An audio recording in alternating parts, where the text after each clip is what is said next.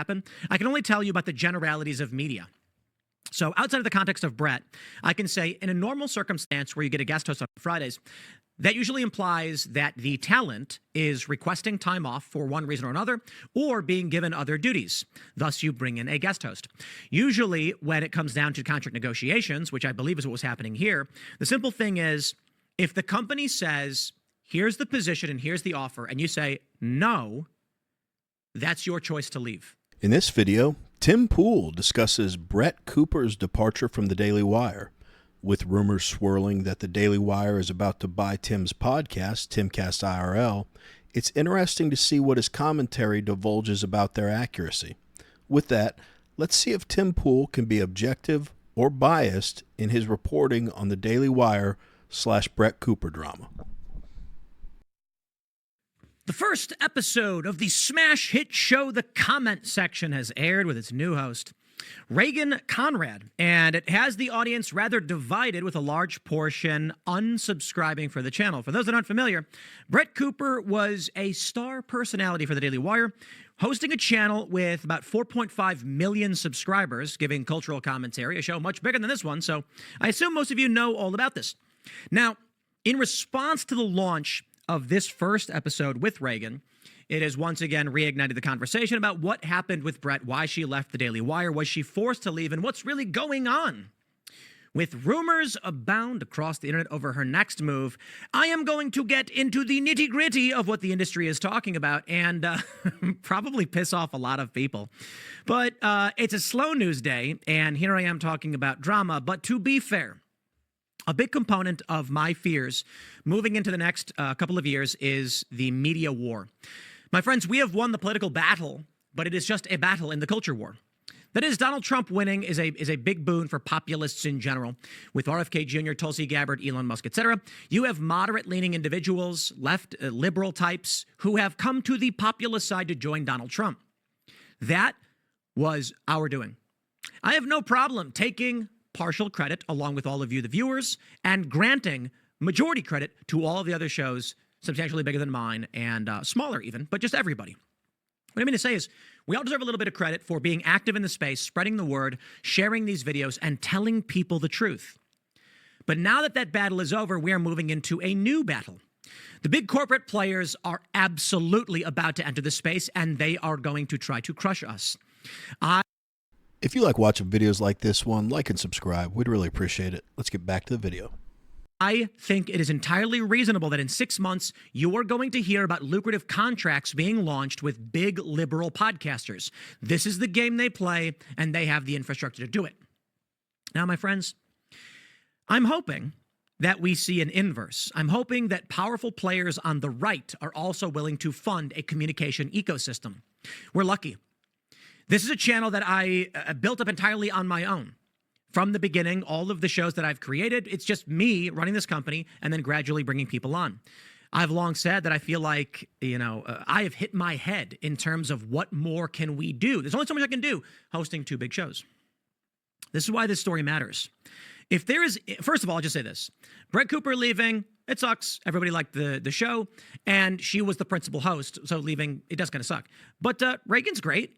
And if you're going to get 2 shows now, it's good for the space, though I do get people being upset. But I think it's important to state that I don't understand why we're going to have this conflict on this side that shouldn't exist. We can certainly share ideas, disagree where we disagree, but if we, regardless of your politics even, the liberal personalities are begging for corporate intervention. And that's terrifying. And I don't mean just corporations. I mean the big machine state players. These people are going on X, these liberals, and they're saying, why won't the Democratic mega donors give me money? And I'm like, oh boy, there's a lot of independent creators. A lot of moves are being made with Rumble, the Daily Wire, and a few other big podcast networks. I can give a shout out to all of them. You've got Westwood, you've got, I think, Live One, Podcast One, you've got Libsyn. Who am I forgetting? Did I say Red Seat, Westwood? All of these big networks are trying to make moves because we can see exactly where the media landscape is going. Yeah, I think what Tim's talking about is a justified fear. You know how he says liberal personalities are begging for corporate intervention. I always hear folks on the left saying, we need a liberal Joe Rogan, which I could see them trying to manufacture, but Joe Rogan came to prominence organically because of who he is, his willingness to listen to all types of people, his interview style, etc. You know, things that you can't just recreate. But I think Tim's concerns are valid that big corporate media, after I don't know how long, are finally understanding where folks are getting their news from. No one trusts the mainstream media anymore. So I can definitely see them dumping tons of money into the online political commentary space. And selfishly, it's a little more concerning for me than it probably should be for Tim Pool. I don't think he's going anywhere, but YouTube especially has always been a space where you can start with a microphone and your iPhone in your basement and, you know, turn your channel into something that makes a living for you. So I don't know how that will be affected, but that's certainly scary as someone who's trying to build something in this space. But let's get back to the video to hear what he has to say about the whole Daily Wire Brett Cooper thing. If you and I screw this one up, if the right moves are not made, it's going to be right back to the corporate uniparty narrative. And so that's why I think these stories are really important. And that being said, let me utilize this opportunity talking about Reagan and the drama around Brett Cooper to actually talk about the nitty-gritty of contracts in media and the reality of what media is. There's this great movie with Rodney Dangerfield. What was it called? Back to School, I think it was. Let me make sure. It was Back to School. Do you guys know that one?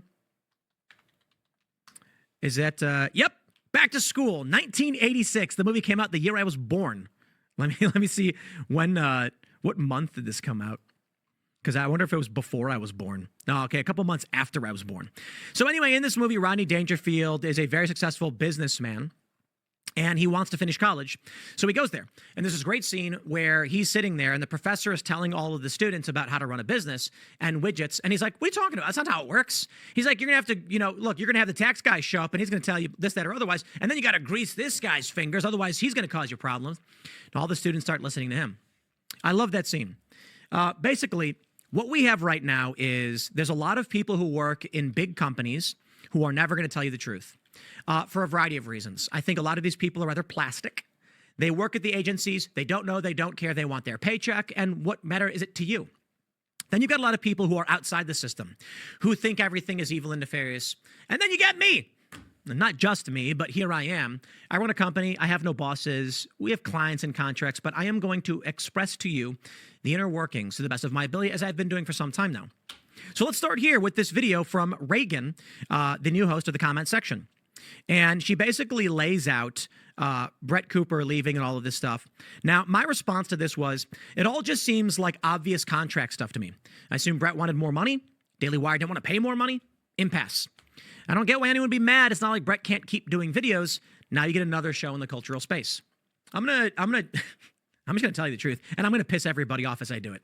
So everybody working in the media going, oh crap, Tim's in. Oh, here we go. Yeah, sorry guys.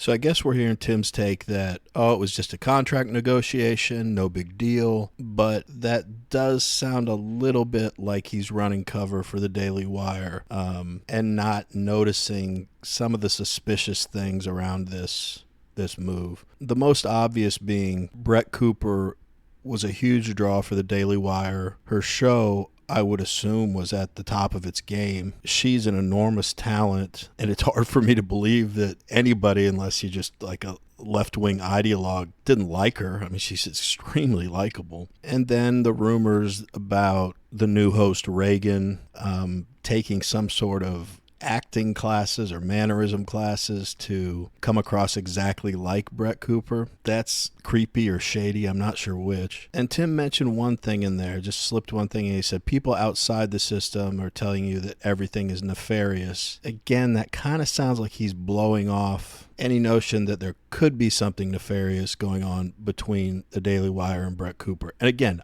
I have zero idea. I have zero idea if there is, but there are things that suggest, again, that there's more to the story, and we may never know the full truth. I did a video yesterday talking about this, and the Daily Wire just always seems to be so litigious with everything. I think they put a gag order on Candace Owens.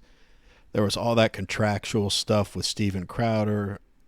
Now, that was brought to the surface by Steven Crowder and exacerbated by his take on the whole situation. But they do seem like a very litigious organization, and it just seems odd that you would let a really big draw for your company go and think that you can just replace her with someone that speaks and acts like her with no repercussions. And then the final piece is, I guess the new host was Brett Cooper's maid of honor at her wedding and her best friend and her producer.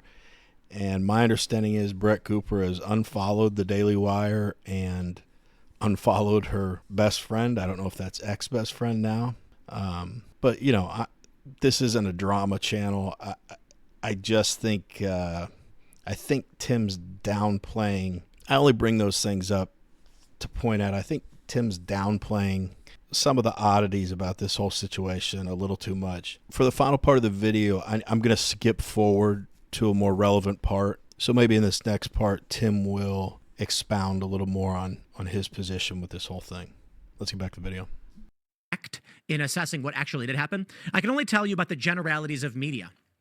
So outside of the context of Brett, I can say in a normal circumstance where you get a guest host on Fridays, that usually implies that the talent is requesting time off for one reason or another, or being given other duties. Thus, you bring in a guest host.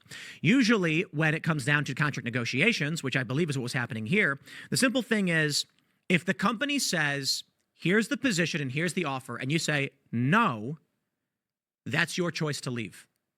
No one's forcing you out. No one's forcing you to accept an agreement you don't want. It is not forcing someone out to offer them a different deal. Now, that being said, if there was an instance where the Daily Wire told Brett Cooper they would be reducing her pay and saying, we're actually going to pay you less now, take it or leave it. And then she's like, well, I can't afford that. I have no choice but to go. That would make sense. But that is usually never the case. And I've never actually seen a circumstance of this. It's just not something that happens. Usually they'll just say, look, we're going to keep you where you are. And that's pretty bad for someone who's hosting a show that's massively successful in contract negotiations. So I'm not convinced that that's actually the case. What seems to be more likely is that Brett asked for more money than they were willing to give her, and she didn't want to do it. Yeah, so it seems like Tim's sticking to his guns that he believes it was just a contract negotiation. Brett wanted more money. They didn't want to give it to her, and it's her choice to leave. Having no inside knowledge whatsoever about contracts in the media space, I do tend to agree with Tim that I doubt they just said, we're going to cut your pay. I guess it could have happened, but as successful as the show was, as popular as Brett was, I doubt that was it. So, but we want to hear from you. What do you all think about this Brett Cooper Daily Wire situation? Is Tim right? Was it simply a contract negotiation and they just couldn't come to an agreement? Is it that simple? Or is there, in fact, something more nefarious going on with all the various things I listed that just seem odd about the situation? And I'd like to hear from you all about your thoughts on Tim Pool being purchased by the Daily Wire. I don't know anything besides the fact that those are the rumors I'm hearing, but maybe some of you have seen something that I haven't and have some more information on that. I'd love to hear about that so I can educate myself. Let us know. Anyway, that's it for this video. As always, we really appreciate you watching, and we will see you on the next one.